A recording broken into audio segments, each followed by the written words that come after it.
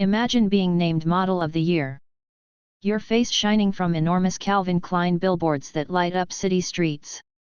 Your name whispered in studios and shouted on fashion blogs.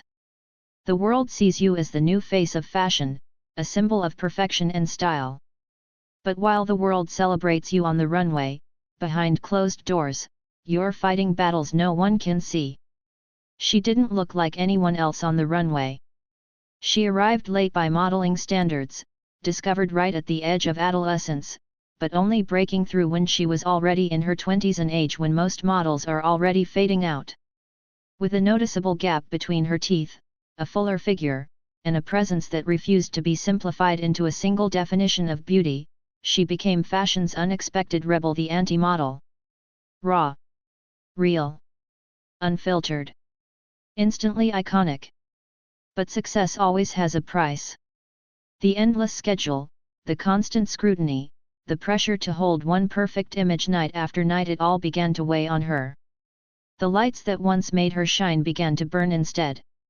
To survive, she turned to coping strategies she carefully kept out of the headlines. At the height of her fame, Lara Stone reached a breaking point, a moment when something inside had to change.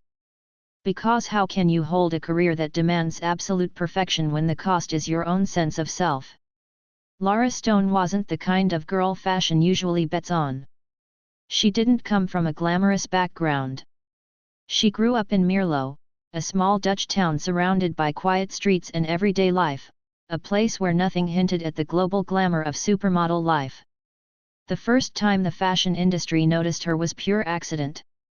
A simple family trip to Paris, an ordinary ride on the metro, and a scout who spotted something different in the 12-year-old girl with long limbs and a smile marked by a small gap between her front teeth. That moment, so small and random, changed everything. By the age of 15, she stood under bright stage lights at the elite model look competition. But the crown went to someone else. 4 years after that, she floated around the edges of the fashion world doing catalog work, staying in tiny apartments crammed with 10 other hopeful girls, waiting for a phone call that rarely came. By the time she reached her 20s, many in the industry had written her off. Too old. Too late. Too unconventional. That's what they said. But fashion, as always, is unpredictable. In 2006, she signed with IMG Models and landed a casting for Riccardo Tisi's Givenchy couture show. It wasn't just another audition, it was a turning point. Tisi was crafting a dark, gothic, emotional vision for Givenchy, and Lara fitted perfectly. Her grounded, deliberate walk cut through the air like a statement, unlike the polished, almost robotic strut of other models. She didn't disappear into the sample sizes or blend into the mold of perfection. She stood out. She gave the clothes weight, emotion, and presence. Suddenly, the very things that once held her back became her greatest power. Karin Reutfeld, the legendary editor, declared her a star. Photographers compared her to a gothic Brigitte Bardot, beautiful but haunting, fragile but strong. By 2008, Lara was no longer a forgotten hopeful. She was everywhere, on Vogue covers, in Prada campaigns, walking for Chanel and Louis Vuitton. Her face became unforgettable, her energy magnetic. Then came 2010, the year everything crystallized. Lara Stone was named Model of the Year at the British Fashion Awards. She signed an exclusive deal with Calvin Klein, becoming the face of everything from jeans to fragrance.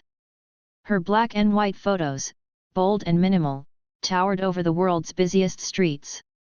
For many, that was the image of perfection. Lara Stone had officially arrived.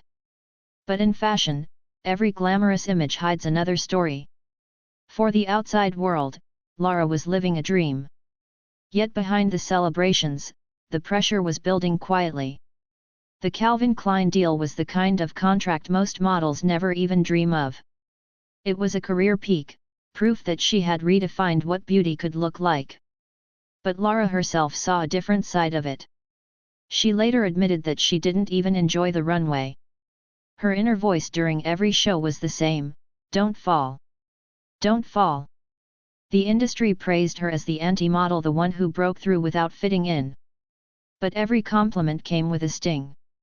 She was celebrated for being different, yet constantly reminded that her body didn't fit the sample sizes hanging backstage. She tried to meet the demands: strict diets, exhausting routines, quick fixes to stay smaller. The harder she tried, the more pressure built up.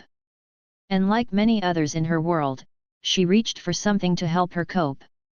For Lara, that something was alcohol. She admitted later that she began carrying bottles of vodka in her handbag during Fashion Week, drinking just to steady her nerves between shows. While the world watched her rise, her private world was quietly falling apart. By 2009, she called herself a complete alcoholic. She described the arguments she picked, the uncontrollable behavior, the way alcohol took over her life. "One day, I woke up and thought, I can't live like this anymore," she said later. "I've picked a lot of fights in my day, but no one ever wanted to hit me back." That realization pushed her to make a choice. She checked herself into rehab, flying to South Africa, at first thinking it might just be a short break, a little holiday away from the madness. But instead of rest, she found therapy. In group sessions, she started to talk about the pressure she'd been carrying for years. She joked later about spending afternoons playing the bongos, but what she experienced there was no joke. It changed her life. She came back sober, not just sober from alcohol, but also emotionally clearer, ready to rebuild herself from the inside out. The world didn't see this transformation.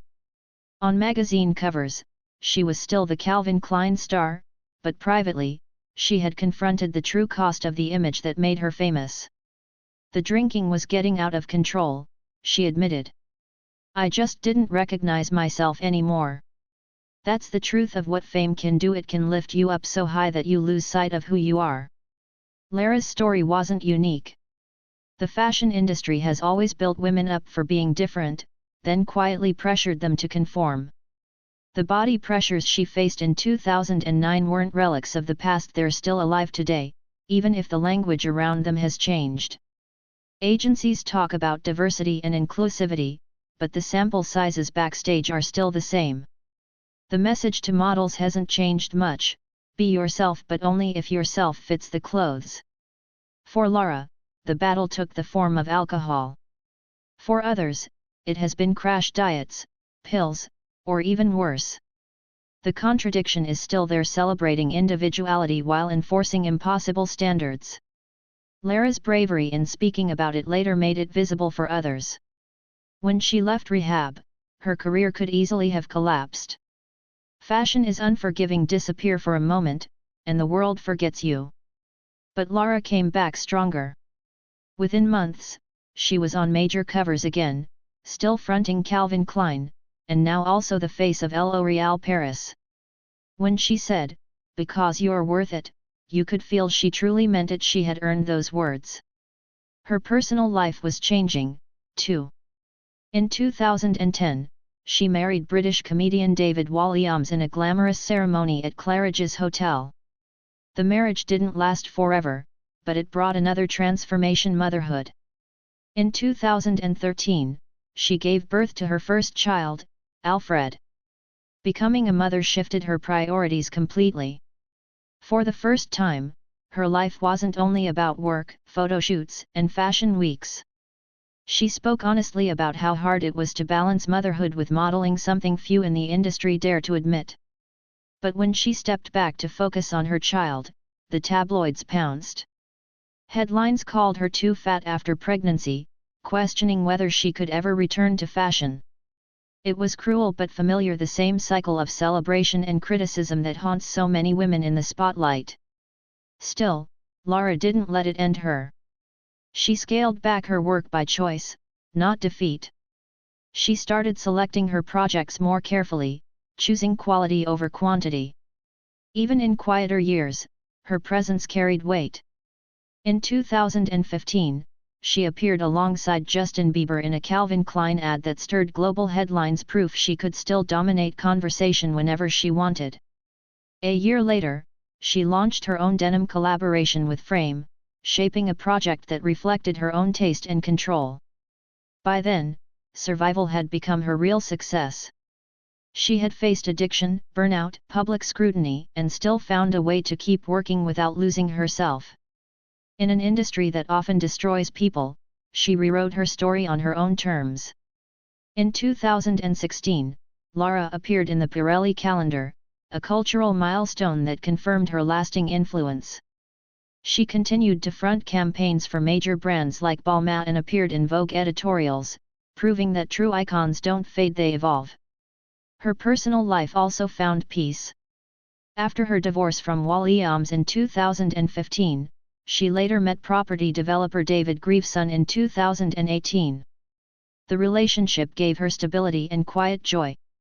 In 2021, they married in an intimate ceremony, and by 2023, they welcomed a child together, Lara's second.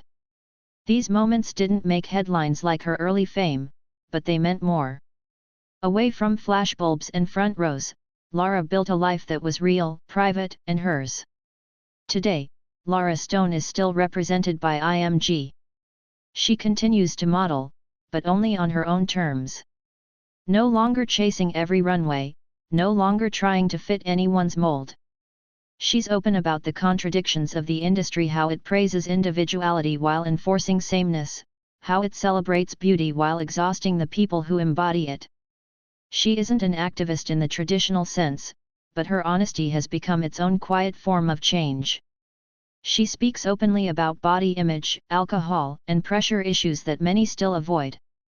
Lara's legacy isn't about scandal or collapse.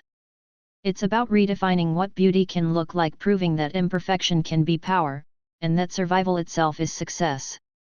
2 decades after being discovered on a Paris metro, Lara Stone remains both a symbol of the cost and the resilience of modeling. She embodies fashion's contradictions, celebrated for standing out, punished when she did, but still standing. She was once crowned the new face of fashion. But off the runway, her real story was about something deeper: survival, growth, and the courage to be real in a world obsessed with illusion. So, has fashion really changed since Lara's rise? Or are models today still paying the same price for perfection? Let me know what you think in the comments below. I'm very curious to hear your opinions. Thanks for watching and see you in the next one.